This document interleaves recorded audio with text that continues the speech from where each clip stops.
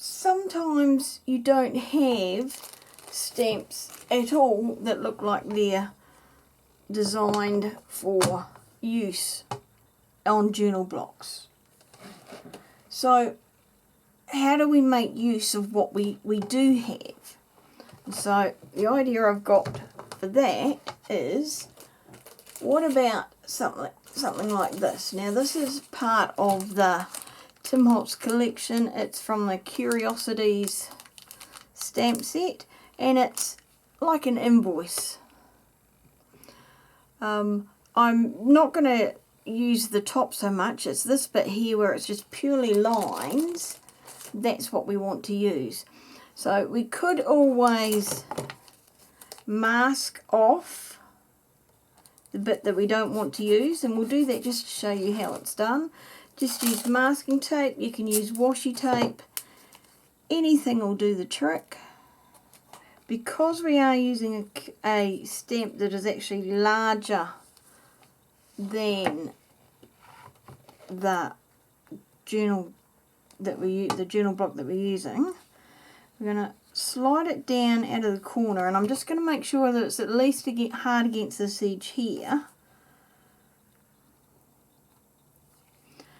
and line it up with 1.5. So long as I know where it's lined up with, the stamp should be okay. So we will put that down, ink up this bottom part of the stamp,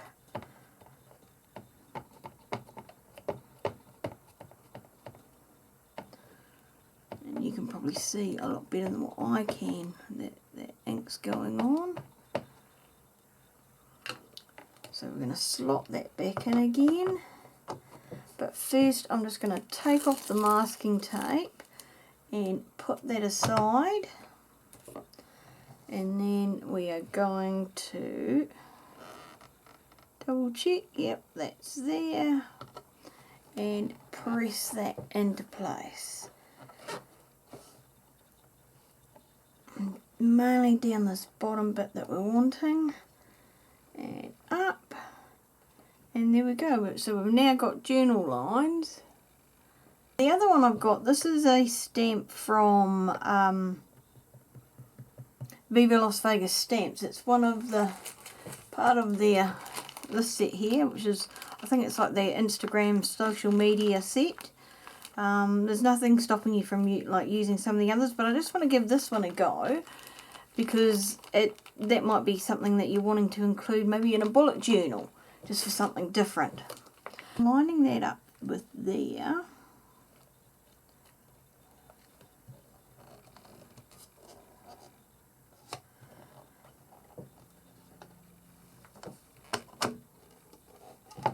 Right, so move that out the way.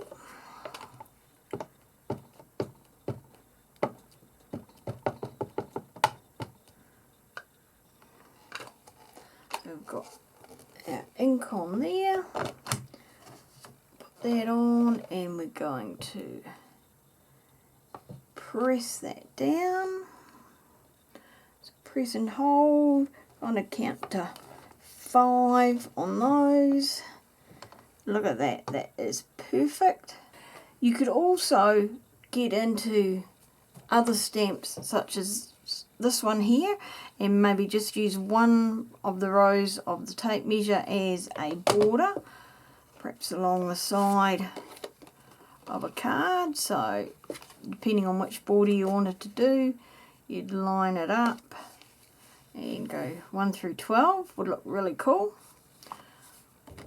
Or something like this, if you're wanting on maybe the largest one of these, clunk, you could always put this, something like this, on the back there.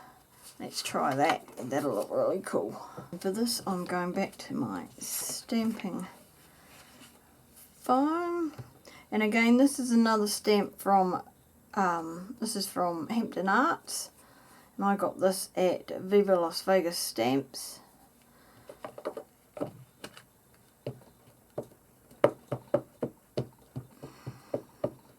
I just thought it was amazing and different, and I'm a puzzle person, so just was so me.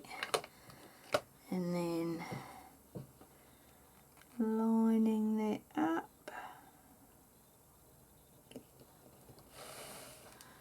And press, firmly pressing down.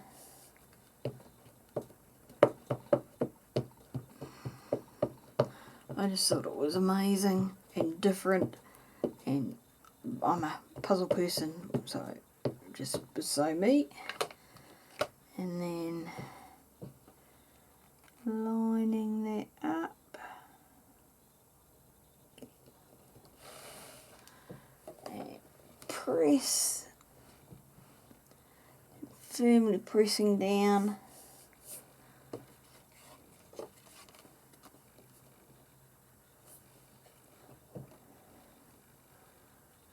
And what I'm going to do is I'll do some distressing around the edge of that. And there is one other stamp I wanted to dry, just to be nosy, see what it looks like. And this is one from Carabel Studios. It's a border stamp, one that I've had for ages but just haven't used yet. And I think this is going to be the perfect width for the small journal card. I've just got a piece of book paper just to put underneath that to protect my stamping block. So we will do this. I actually think I want that further down, so I'll have to do a couple of this. Making sure I get these dots all done.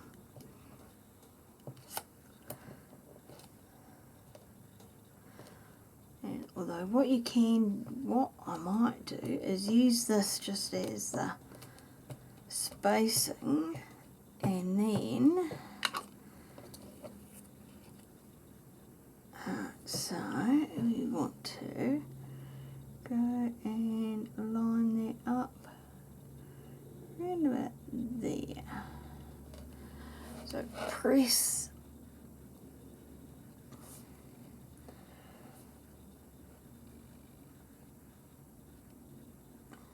and I probably could have used a stamp play. So that looks pretty cool. Now we're going to do down this bottom bit on another one.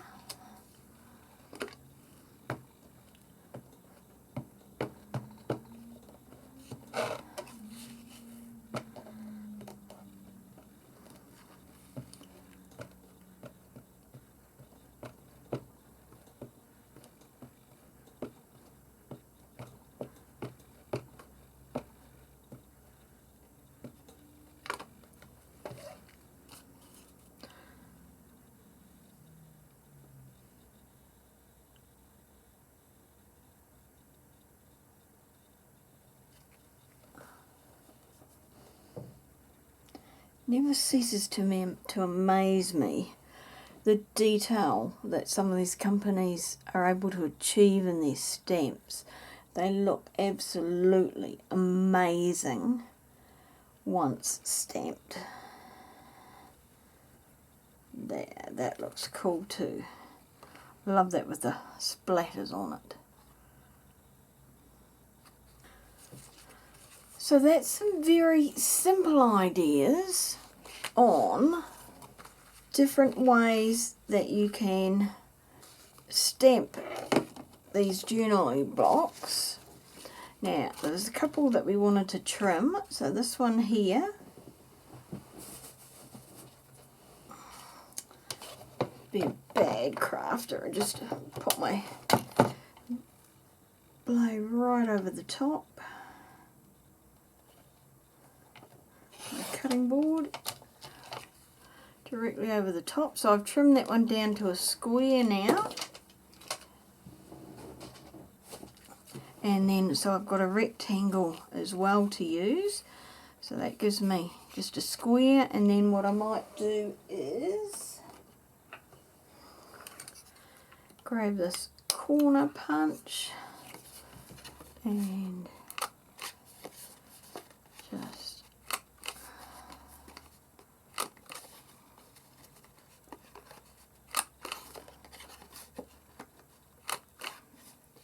I find I normally go around my corners on both sides, particularly where it is like a board, because whatever corner punch I use, it doesn't always guarantee that it's going to trim properly.